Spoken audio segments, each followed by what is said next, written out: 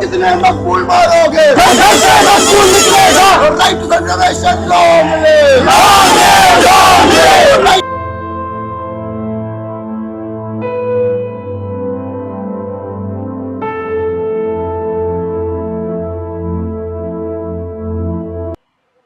नमस्कार, मैं हूं विवेक शर्मा और स्वागत है आपका नेशंस आउटलुक के नए वीडियो पर। इस वक्त मैं खड़ा हूं दिल्ली यूनिवर्सिटी के नॉर्थ कैंपस में सबसे चर्चित, इस समय भारत के सबसे चर्चित कॉलेज, जी हाँ, रामजस कॉलेज के गेट पर। और यहाँ पर हम बात कर रहे आए हैं यहाँ के स्टूडेंट्स की आइडियोलॉजी पे, यहाँ के वैचारिक मतभेद पर। जैसा कि बताने की जरूरत नहीं है, विगत दिन पहले ही यहाँ पर से निकले उठे चिंगारी की वजह से पूरा भारत इस समय जल रहा है। जी हाँ, पूरा भारत का स्टूडेंट यूनियन दो समाज में बट चुका है, एक राष्ट्रवादी हो चुका है और एक आज़ादी की मांग कर रहा है। तो आइए स्टूडेंट से ही बात करते हैं और जानते हैं कि उनको किस तरह की आज़ादी चाहिए। इस वक्त हमारे साथ रामजस कॉलेज के कुछ छात्र हैं और आइए इनसे जानते हैं कि आज़ादी के असली मायने क्या हैं, अभिव्यक्ति की आज़ादी कहाँ तक होनी चाहिए। तो मैडम, आपका क्या राय है कि अभिव्यक्ति की आज़ादी अगर हमें मिली है, हमारा कॉन्स्टिट्यूशन अलाउ करता है कि आपको फ्रीडम ऑफ स्पीच है, आप बोल सकते हैं सारी चीज़ें, तो उसके लिमिटेशंस होने चाहिए या नहीं होने चाहिए?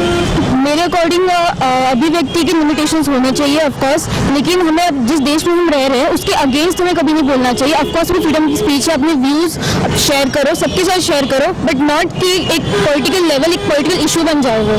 फ्रीडम ऑफ स्पीच बिल्कुल वैसा होना चाहिए, एक लिमिटेशन होनी चाहिए। आप क्या कहना चाहते हैं? Freedom of speech is what comes in democracy according to me, but the thoughts that shall be placed in the person thoughts and minds, that should not be against our, of course, India and whatever our country is, and of course it should not be like, it should be rational, it should be open minded also, but of course it should be like logical, not going against the country. नहीं, मैं मानता हूँ कि ये जो इन्होंने ऐसे बोला है कि हिंदुस्तान, कश्मीर आज़ादी मांगे और हिंदुस्तान के टुकड़े होने चाहिए, इस टाइप से जेएनयू में लगाए गए थे नारे, जो कि सही नहीं है। जो इंडियन सिटीजन है उनको नहीं बोलना चाहिए ऐसा। जेएनयू वालों में, जेएनयू का कैंपस थोड़ा ऐसा है कि उनको फ्रीडम ऑफ स्पीच थोड़ी ज़्यादा दी जाती है और वो बोलते भी हैं। मेरे अकॉर्डिंग ये गलत है जो उन्होंने नारे यहाँ पे आके लगाए हैं। मेरे हिसाब से फ्रीडम ऑफ स्पीच क्या है? फ्रीडम ऑफ स्पीच बोलने की आज़ादी।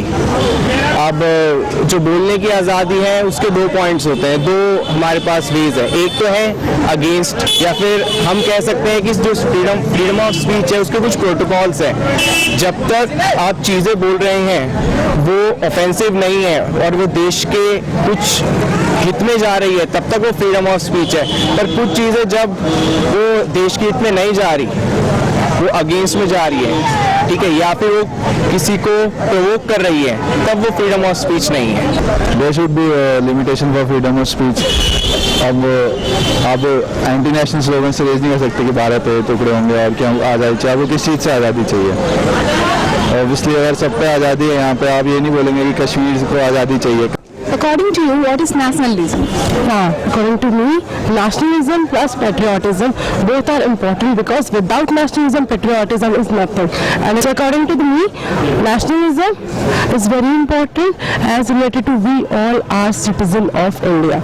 So according to us, if we are citizen of India, so we all having the right to speak whatever we want to speak.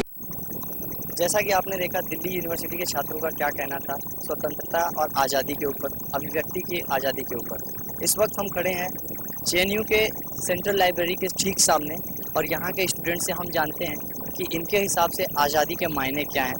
और आज़ादी, वैसे तो स्वतंत्रता हमें 1947 में मिल चुकी थी, लेकिन एक आज़ादी यहाँ के छात्रों के द्वारा भी एक आज़ादी की गुहार लगाई जा रही है। तो वो कौन सी आज़ादी है और उस आज़ादी के क्या मायने हैं, आइए खुद छात्रों की जुबानी जानते हैं।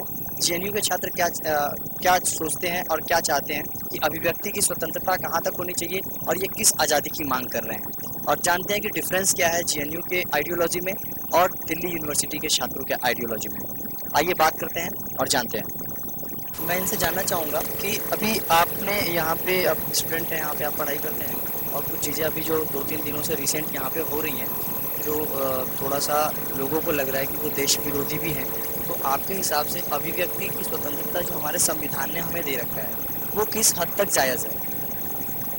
हमारे संविधान में जो अभिव्यक्ति दी गई है वो संविधान के बाद हमें बहुत सोच समझ कर इसको, ये अधिकार को संविधान में शामिल किया है। तो ये एक ऐसा मतलब मुद्दा है मतलब जो सबसे ज़्यादा बहस का मुद्दा रहा है। पिटिशन होना चाहिए, जैसे यदि कोई ऐसा मुद्दा हो जो भारत की राष्ट्रीय अखंडता को अगर प्रभावित करता हो या करता हो तो उसके संविधान में प्रावधान है उसी को लेकर।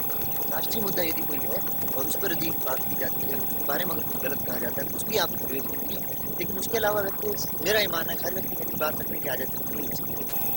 जब भी प्रकरण आता है जेएनयू का तो एक खास तरीके की आज़ादी की मांग की बात हो जाती है। तो ये आज़ादी क्या है, थोड़ा सा इस पर कुछ बात बताना चाहेंगे कि किस तरह की आज़ादी आप चाहते हैं, इसके क्या आयाम?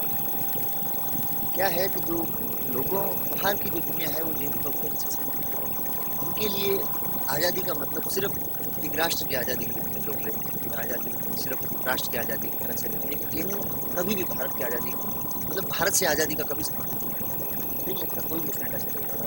जेएनयू में आज़ादी की बात होती है जो पुरानी चीज़ें, जो सामंतवाद सोच है लोगों की, जो जाति व्यवस्था है, जो वर्ण व्यवस्था है, लोगों के अंदर जो असमानता फैली हुई, चाहे आर्थिक रूप से हो चाहे सामाजिक रूप से हो, वो असमानता से लोग आज़ादी चाहते हैं कि एक ऐसा भारत बने।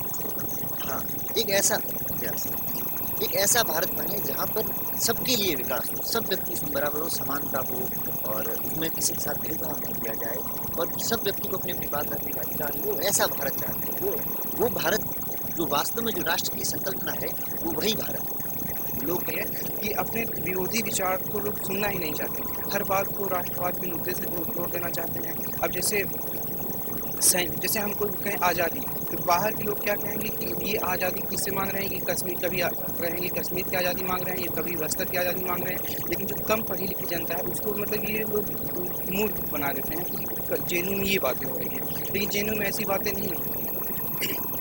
आज़ादी में ये हम लोग मांगते जैसे पुरानी परंपराएं जकड़ी हुई हैं, हाँ, सामंतवाद, उस सोच से हम लोग आज़ादी मांगते हैं। क्या हम अपने ही देश में खड़े होकर कुछ भी स्वतंत्रता के नाम पे बोल सकते हैं, मांग सकते हैं?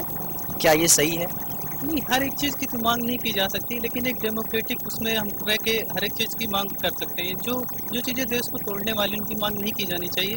लेकिन एक जो यूनिवर्सिटी हैं या जो और मतलब जो पढ़ाई लिखाई के क्षेत्र पर उन पर हमला करना भी गलत है, क्योंकि एक ये रिसर्च यूनिवर्सिटी है, ये अन्य यूनिवर्सिटी से अलग है।